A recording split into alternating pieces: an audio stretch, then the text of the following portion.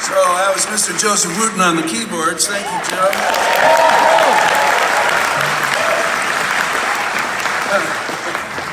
So, you know, all that original music, you know, it was all started down in the Delta and the Piedmont area, and it, you know, those folk songs from England and all those rhythms and instruments from Africa, and they all got together and they went down the river and it turned into jazz and turned into blues. Well, you know, those people finally had to cross the Mississippi River, didn't they? I mean, you know, there's only so much you could do on the east side of the Mississippi River. You got to cross it.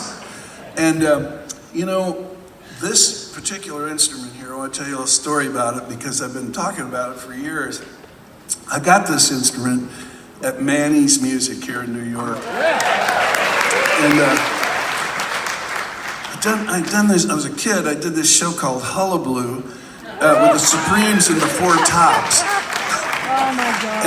And I made $250 and I went right over to Manny's to buy a guitar. I was going to get a Les Paul. Les Paul was my godfather, is my godfather, still is my godfather. I think about him all the time.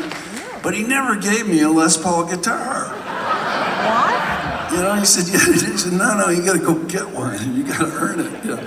So I went in to buy it, and I got there, and there were all these beautiful Les Pauls hanging on the wall, and I couldn't afford any of them. And so I was walking out of the store, and there was a barrel, and I'm sure there are a few guitar players here who remember Manny's, and they had a barrel, and it said, your choice, $150. So, you know, I walked right over, and they were stuffed body first. I'd never seen anybody treat guitar so badly in my life. They were stuffed into a barrel and rattled them around, and I grabbed this peg head, and I pulled it out, and I looked at it. I went, God, look at this. This is amazing. It's got 6 knobs.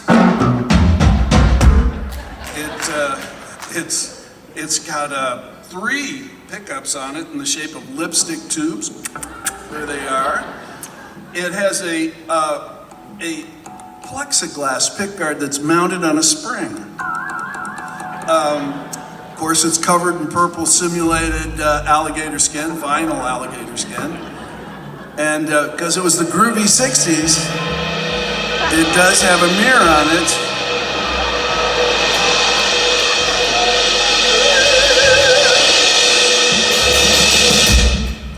So I said, I'll take it. And I've had this guitar forever, and the irony of it is that you know, I recorded some tunes with this guitar, and I heard Ravi Shankar when I was a kid. I knew who he was, and I knew what a great musician he was. And of course, I saw him at the Monterey Pop Festival and places. And I never, in my wildest dreams, ever thought that this guitar was going to end up in a glass box at the Met next to Ravi Shankar's sitar. However,